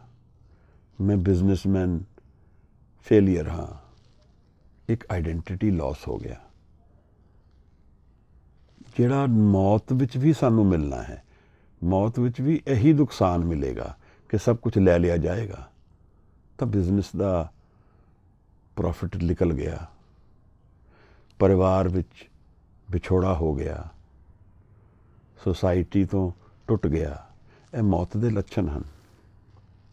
ਸਾਨੂੰ ਲੱਗਦਾ ਹੈ ਕਿ ਜੀਵਨ ਇਸੇ ਤਰ੍ਹਾਂ ਹੀ ਚੱਲਦਾ ਰਹੇਗਾ। ਉਹ ਨੈਸੈਸਰੀ ਇਲੂਜ਼ਨ ਹੈ ਸਾਡੇ ਸਾਰਿਆਂ ਦਾ। ਜੇ ਅਸੀਂ ਇਸ ਤਰ੍ਹਾਂ ਨਾ ਸੋਚੀਏ ਤਾਂ ਸ਼ਾਇਦ ਅੱਜ ਰਾਤ ਨੀਂਦ ਨਹੀਂ ਆਏਗੀ। ਜੇ ਅਸਲ ਵਿੱਚ ਇਹ ਅਸੀਂ ਕਹਿ ਦਈਏ ਆਪਣੇ ਆਪ ਨੂੰ ਕਿ ਮੌਤ ਆ ਸਕਦੀ ਹੈ, ਸਵੇਰੇ ਮੈਂ ਨਾ ਉੱਠਾਂ, ਤਾਂ ਜੀਵਨ ਨੂੰ ਦੇਖਣ ਦਾ ਨਜ਼ਰੀਆ ਬਦਲ ਜਾਏਗਾ। ਹਜੂਰ ਕਹਿ ਰਹੇ ਹਨ ਕਿ ਨਾਮ ਦੇ ਵਿੱਚ ਉਤਰੇ ਬਿਨਾ ਜੀਵਨ ਇੱਕ ਨਰਕ ਹੈ। ਇੱਥੇ ਕਾਲ ਸਾਨੂੰ ਫਿਰ ਦੁਖੀ ਕਰਦਾ ਹੈ।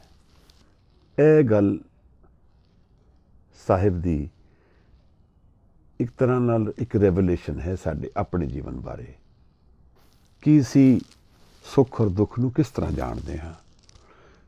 ਅਸੀਂ ਉਹਦੇ ਸਿੰਪਟਮਸ ਦੇਖ ਰਹੇ ਹਾਂ ਕਿ ਅਸਲ ਜੀਵਨ ਦਾ ਡਿਜ਼ੀਜ਼ ਦੇਖ ਰਹੇ ਹਾਂ। ਮੈਨੂੰ ਲੱਗਦਾ ਹੈ ਇਹ ਫਰਕ ਹੈ। ਅਸੀਂ ਇੱਕ ਹੈਪਨਿੰਗ ਔਰ ਇਨਸੀਡੈਂਟਸ ਨੂੰ ਜੀਵਨ ਦਾ ਦੁੱਖ ਜਾਣਦੇ ਹਾਂ ਔਰ ਉਸ ਤੋਂ ਪਰੇਸ਼ਾਨ ਹੁੰਦੇ ਹਾਂ। ਪਰ ਦਰਅਸਲ ਜੀਵਨ ਦਾ ਦੁੱਖ ਔਰ ਸੁੱਖ ਇੱਕ ਚਲਤੇ ਹੋ ਮਨ ਦੀ ਕੰਡੀਸ਼ਨਿੰਗ ਹੈ। ਇਹ ਤੇ ਬਹਿ ਰਿਹਾ ਹੈ ਮਨ ਦੇ ਅੰਦਰ। ਸਾਨੂੰ ਇਹਦਾ ਚੋਟ ਜ਼ਿਆਦਾ ਲੱਗਦੀ ਹੈ ਇਸ ਕਰਕੇ ਕਿਉਂਕਿ ਸਾਡੇ ਮਨ ਵਿੱਚ ਕੋਈ ਥਿਰ ਸਥਾਨ ਨਹੀਂ ਹੈ, ਨੋ ਸਟੇਬਲ ਗਰਾਊਂਡ। ਸਾਈਕੋਲੋਜੀ ਵੀ ਇੱਕ ਸਟੇਟ ਆਫ ਮਾਈਂਡ ਦੀ ਗੱਲ ਕਰਦੀ ਹੈ। ਜਦੋਂ ਇਨਸਾਨ ਨੂੰ ਇਸ ਤਰ੍ਹਾਂ ਲੱਗਦਾ ਕਿ ਉਹ ਬੱਦਲ ਦੇ ਉੱਤੇ ਬੈਠਾ ਹੈ, ਇਨਸਿਕਿਉਰ ਹੈ, ਬਿਲਕੁਲ ਕਦੇ ਵੀ ਗਿਰ ਸਕਦਾ ਹੈ। ਨਾਮ ਦੇ ਬਿਨਾਂ ਜੀਵਨ ਇਸੇ ਤਰ੍ਹਾਂ ਇੱਕ ਸਾਈਕੋਲੋਜੀਕਲ ਰੈਵਲੇਸ਼ਨ ਹੈ ਗੁਰੂ ਨਾਨਕ ਸਾਹਿਬ ਦੇ ਆਪਣੇ ਸ਼ਬਦਾਂ ਨਾਲ। ਜਦੋਂ ਗੁਰੂ ਕਹਿ ਰਹੇ ਹਨ ਕਿ ਬਿਨ ਨਾਮੇ ਦੁੱਖ ਕਾਲ ਸੰਤਾਪੇ, ਕਾਲ ਵੀ ਸਾਨੂੰ ਤਾਂ ਹੀ ਪਕੜਦਾ ਹੈ, ਸਮਾਂ ਮੌਤ ਵੀ ਤਾਂ ਹੀ ਸਾਡੇ ਤੇ ਕਾਬਜ਼ ਹੈ, ਦੁੱਖ ਵੀ ਤਾਂ ਹੀ ਕਾਬਜ਼ ਹੈ ਕਿਉਂਕਿ ਨਾਮ ਸਾਡੇ ਜੀਵਨ ਦਾ ਆਧਾਰ ਨਹੀਂ ਹੈ। ਔਰ ਨਾਮ ਦੀ ਹੁਣ ਇੱਕ ਬੜੀ ਕਲੈਰਿਟੀ ਅਸੀਂ ਮਨ ਦੀ ਅਵਸਥਾ ਵਿੱਚ ਵੀ ਸਮਝ ਲਈਏ ਕਿ ਨਾਮ ਵਿੱਚ ਸਟੇਬਲ ਮਾਈਂਡ ਇੱਕ ਬਾਈ ਪ੍ਰੋਡਕਟ ਹੈ।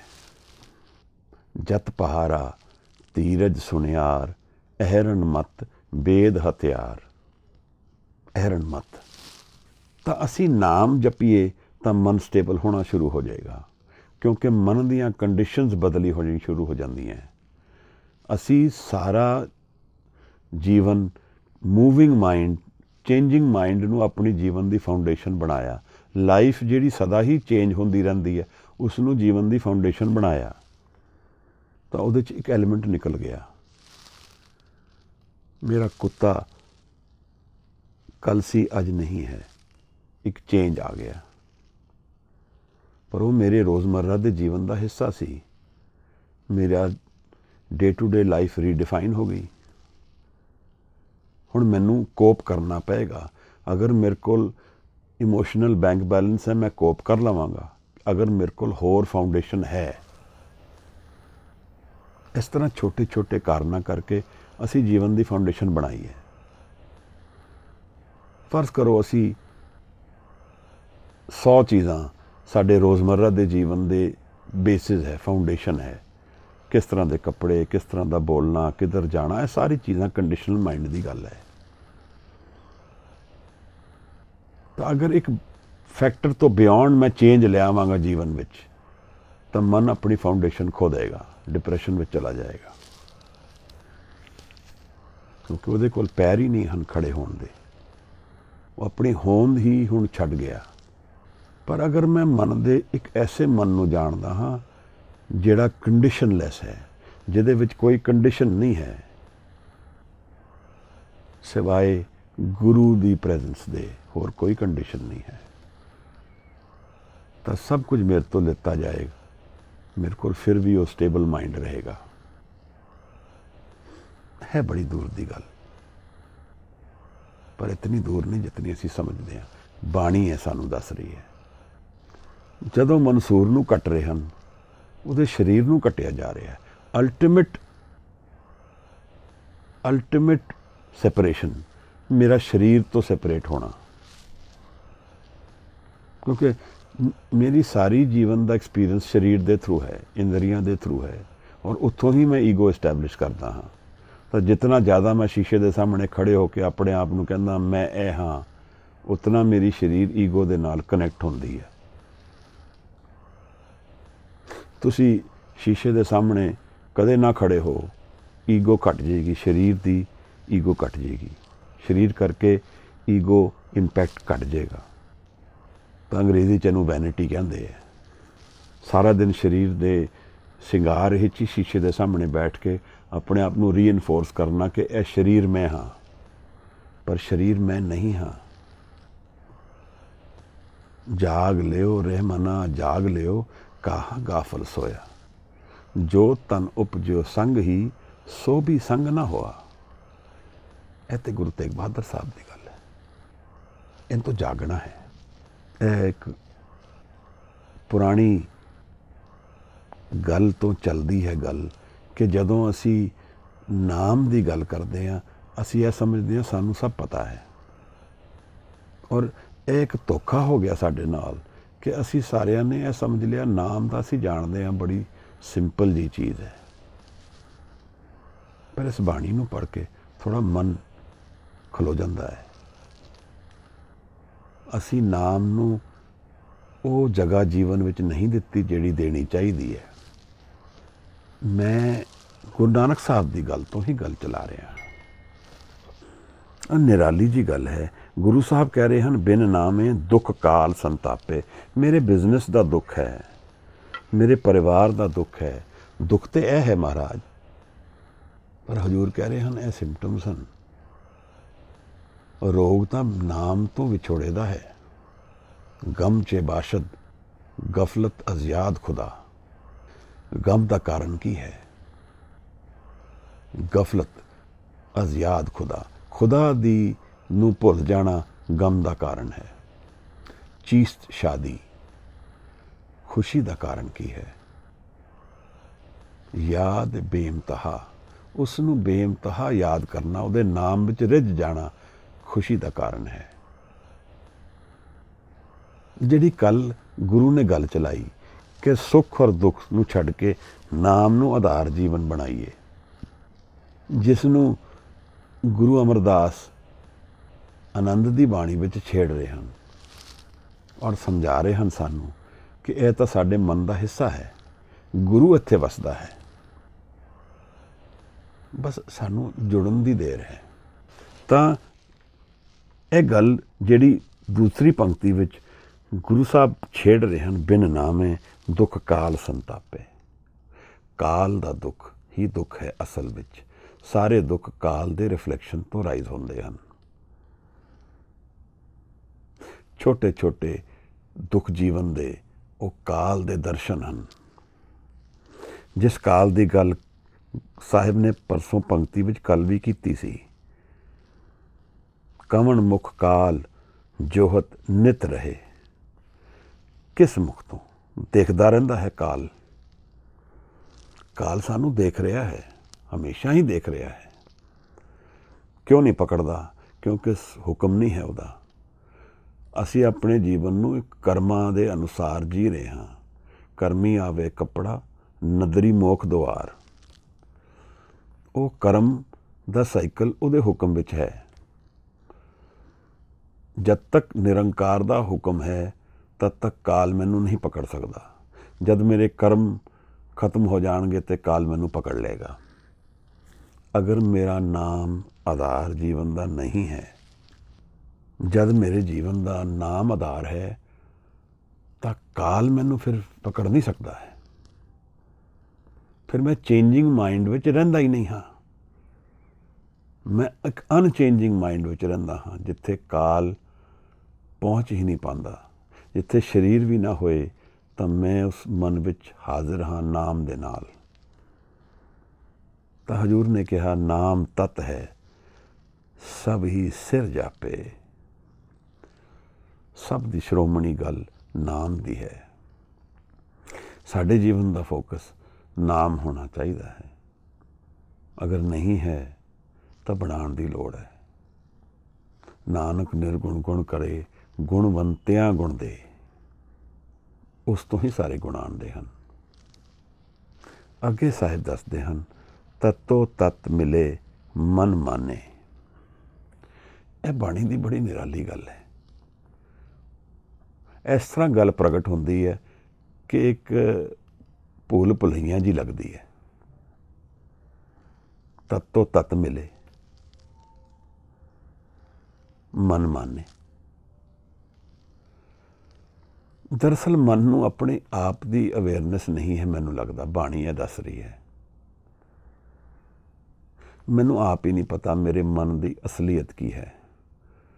ਜਿਸ ਤਰ੍ਹਾਂ ਬਾਣੀ ਮੈਨੂੰ ਕਹਿ ਰਹੀ ਹੈ, ਮਨ ਤੂੰ ਜੋਤ ਸਰੂਪ ਹੈ, ਪਰ ਮੈਂ ਤਾਂ ਉਹ ਜੋਤ ਦੇ ਦਰਸ਼ਨ ਨਹੀਂ ਕੀਤੇ ਹਨ। ਤਾਂ ਬਾਣੀ ਵਿੱਚ ਹੈ, ਮੈਂ ਮੰਨ ਲੈਂਦਾ ਹਾਂ, ਬਟ ਜਾਣਨਾ ਔਰ ਮੰਨਣਾ ਇਹ ਫਰਕ ਚੀਜ਼ਾਂ ਹਨ। ਮਹਾਰਾਜ ਕਹਿੰਦੇ ਹਨ, ਜਦੋਂ ਮਨ ਦਾ ਤੱਤ ਉਹਦੇ ਵਿੱਚ ਹੀ ਮਿਲ ਜਾਏਗਾ ਤਾਂ ਮਨ ਮੰਨ ਜਾਏਗਾ, ਮਨ ਜਾਣ ਲਏਗਾ। ਮਨ ਮਾਨੇ, ਮਾਨੇ ਦਾ ਇੱਕ ਅਰਥ ਇਹ ਵੀ ਹੈ ਕਿ ਜਾਣ ਲਿਆ। ਜਦੋਂ ਮੇਰੀ ਹੰਕਾਰ ਦੀ ਦੀਵਾਰ ਗਿਰ ਗਈ ਤਾਂ ਮੇਰਾ ਤੱਤ ਉਸ ਤੱਤ ਵਿੱਚ ਮਿਲ ਗਿਆ ਜਿੱਥੋਂ ਆਇਆ ਸੀ। ਤੱਤੋਂ ਤੱਤ ਮਿਲੇ। ਇਹ ਮੈਂ ਔਰ ਮੇਰੀ ਇਹੀ ਭੇਦ ਹੈ ਨਿਰੰਕਾਰ ਔਰ ਮੇਰੇ ਵਿੱਚ। ਨਾਮ ਨਾਲ ਇਹ ਗਿਰ ਜਾਂਦਾ ਹੈ। ਭਾਈ ਨੰਦ ਲਾਲ ਨੇ ਕਿਤਨੀ ਪਿਆਰੀ ਗੱਲ ਕੀਤੀ ਹੈ, ਹਵਾਏ ਬੰਦਗੀ ਆਵੁਰ ਦਰ ਵਜੂਦ ਮਰਾ। ਮੇਰਾ ਵਜੂਦ ਹੀ ਨਾਮ ਤੋਂ ਹੈ। ਵਗਰਨਾ ਜ਼ੌਕੇ ਚੁਨੀ ਆਮਦਨ ਨਮੂਦ ਮਰਾ। ਅਗਰ ਬੰਦਗੀ ਨਾ ਹੋਈ ਤਾਂ ਆਉਣ ਦਾ ਕੀ ਲਾਭ ਹੈ? ਆਮ ਦਾ ਕੋਈ ਲਾਭ ਨਹੀਂ ਹੈ। ਵਗਰਨਾ ਜ਼ੌਕੇ ਚੁਨੀ ਆਮਦਨ ਨਮੂਦ ਮਰਾ। ਜੀਵਨ ਵਿੱਚ ਅਸੀਂ ਭ੍ਰਮਣ ਤੋਂ ਮੁਕਤੀ ਲੱਭਦੇ ਹਾਂ। Constant searching, seeking.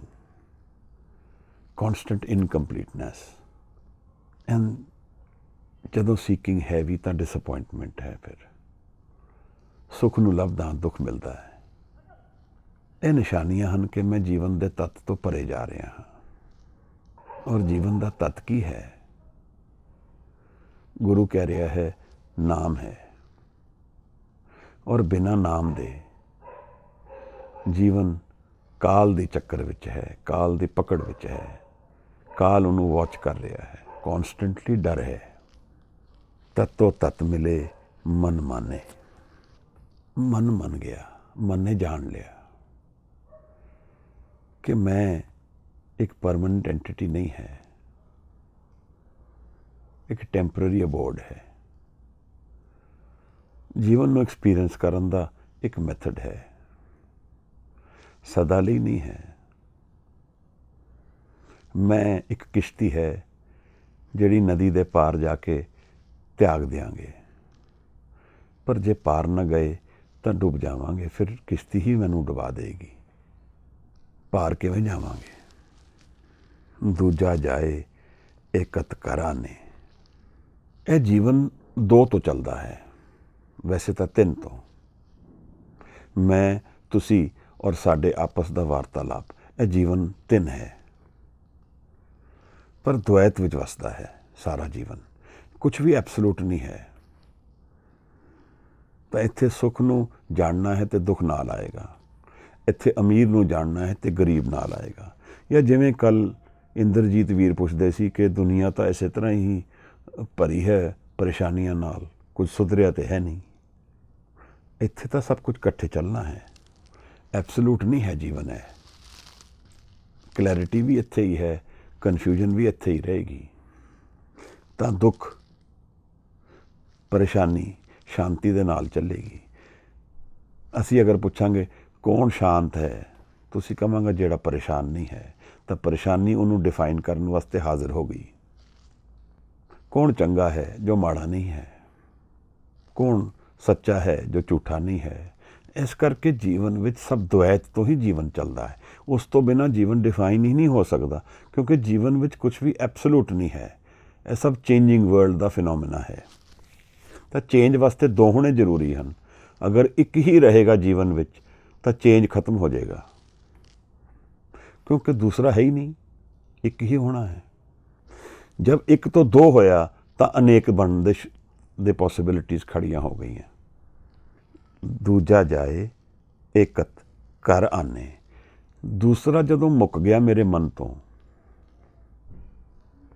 ਤਾਂ ਇੱਕ ਘਰ ਵਿੱਚ ਮੈਂ ਆ ਗਿਆ। ਉਹ ਇੱਕ ਘਰ ਸਾਰਿਆਂ ਦਾ ਸਾਂਝਾ ਹੈ, ਕਿਸੇ ਲਈ ਫਰਕ ਨਹੀਂ ਹੈ। ਉਹ ਅਵਸਥਾ ਇੱਕ ਹੀ ਅਵਸਥਾ ਹੈ। ਉੱਥੇ ਮਨ ਇੱਕ ਹੈ। ਮਹਾਰਾਜ ਕਹਿੰਦੇ ਹਨ ਇਹ ਦੋ ਨੂੰ ਛੱਡਾਂਗੇ ਤਾਂ ਇੱਕ ਨੂੰ ਲੈ ਕੇ ਘਰ ਪਹੁੰਚ ਜਾਵਾਂਗੇ। ਘਰ ਕਿੱਥੇ? ਜਿੱਥੇ ਅਸੀਂ ਵਿਸਰਾਮ ਪਾਉਂਦੇ ਹਾਂ। ਨਾਮ ਨਾਲ ਵਿਸਰਾਮ ਮਿਲਦਾ ਹੈ। ਤੱਤੋ ਤੱਤ ਮਿਲੇ ਮਨ ਮਾਨੇ, ਦੂਜਾ ਜਾਏ ਏਕਤ ਘਰ ਆਨੇ। ਬੋਲੇ ਪਵਨਾ ਗਗਨ ਗਰਜੇ। ਗਗਨ ਦਸਵਾਂ ਦੁਆਰ। ਦਸਮ ਦੁਆਰ ਵਿੱਚ ਇੱਕ ਸ਼ਕਤੀ, ਇੰਟੈਂਸਿਟੀ ਗਰਜ ਰਹੀ ਹੈ, ਹਾਜ਼ਰ ਹੋ ਗਈ ਹੈ। ਸਵਾਸ ਵੀ ਉੱਥੇ ਹਾਜ਼ਰ ਹੋ ਗਏ ਹਨ। ਨਾਨਕ ਨਿਹਚਲ ਮਿਲਣ ਸਹਿਜੇ। ਬੋਲੇ ਪਵਨਾ ਗਗਨ ਗਰਜੇ। ਇਹ ਬਾਣੀ ਬੁਝਾਰਕਾਂ ਬੜੀ ਪਾਉਂਦੀ ਹੈ। ਅਸੀਂ ਪਵਨ ਨਾਲ ਦਸਮ ਦੁਆਰ ਦੀ ਗੱਲ ਨੂੰ ਜੋੜਦੇ ਹਾਂ। ਇੱਥੇ ਸਵਾਸ ਔਰ ਦਸਮ ਦੁਆਰ ਨੂੰ ਜੋੜਦੇ ਹਾਂ। ਬੋਲੇ ਪਵਨਾ ਗਗਨ ਗਰਜੇ। ਜਿੱਥੇ ਸ਼ਬਦ, ਸਵਾਸ ਔਰ ਸੁਰਤ ਜੁੜ ਜਾਂਦੇ ਹਨ ਤਾਂ ਇੱਕ ਇੰਟੈਂਸਿਟੀ ਜੀਵਨ ਦੀ ਆਉਂਦੀ ਹੈ ਉੱਥੇ। ਮਹਾਰਾਜ ਕਹਿ ਰਹੇ ਹਨ ਕਿ ਨਾਨਕ ਨਿਹਚਲ ਮਿਲਣ ਸਹਿਜੇ। ਇੱਥੇ ਫਿਰ ਸਥਿਰਤਾ ਹੈ, ਸਟੇਬਿਲਿਟੀ ਹੈ। ਨਿਹਚਲ, ਚੱਲਣ ਦੀ, ਮੂਵਮੈਂਟ ਦੀ ਕੋਈ ਲੋੜ ਨਹੀਂ ਹੈ। ਵੀ ਹੈਵ ਅਰਾਈਵਡ, ਆਪਣੇ ਘਰ ਆ ਗਿਆ। ਕੋਈ ਮਿਲ ਗਿਆ, ਜੁੜ ਗਿਆ, ਲਿਵ ਲੱਗ ਗਈ। ਕੁਝ ਕਰਨ ਦੀ ਲੋੜ ਨਹੀਂ ਹੈ, ਸਹਿਜ ਵਿੱਚ ਹੈ। ਡੂਇੰਗ ਤੋਂ ਹਟ ਕੇ ਬੀਇੰਗ ਵਿੱਚ ਉਤਰ ਗਿਆ। ਨਾਨਕ ਨਿਹਚਲ ਮਿਲਣ ਸਹਿਜੇ। ਗੁਰੂ ਨਾਨਕ ਸਾਹਿਬ ਜੀਵਨ ਦੇ ਅਧਿਆਤਮ ਦੀ ਗੱਲ ਨੂੰ ਮਹਾਰਾਜ ਇੱਕ ਸਿੰਪਲੀਫਿਕੇਸ਼ਨ ਨਾਲ ਖੋਲ੍ਹਦੇ ਹਨ। ਉਹਦੇ ਵਿੱਚ ਕਈ ਵਾਰ ਅਸੀਂ ਮੀਨਿੰਗ ਤੋਂ ਪਰੇ ਚਲੇ ਜਾਂਦੇ ਹਾਂ।